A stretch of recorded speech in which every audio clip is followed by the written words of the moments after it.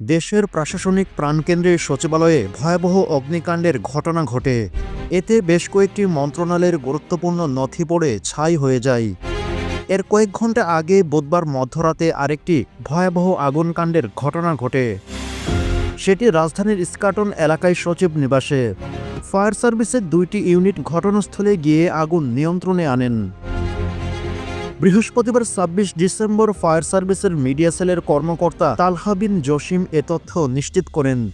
তিনি গণমাধ্যমকে বলেন, বুধবার রাত ৮টা ২০ মিনিটের দিকে আমাদের কাছে সংবাদ আসে ইস্কাটন গার্ডেন রোডে অবস্থিত সচিব নিবাসের ২০তলা ভবনের 4তলায় একটি বাসায় রান্নাঘরে আগুন লাগে।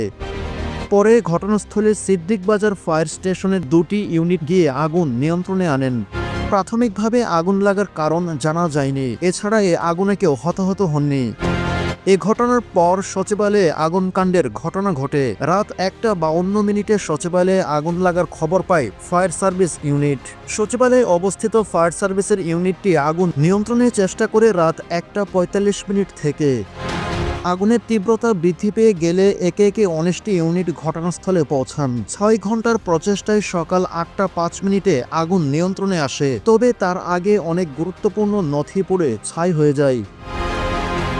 অন্যদিকে সচিবালয়ের 7 নম্বর ভবনের অগ্নিকাণ্ড তদন্তের জন্য গঠন করা হয় তদন্ত কমিটি। তাদের আগামী 7 কার্যদিবসের মধ্যে প্রতিবেদন দিতে বলা হয়।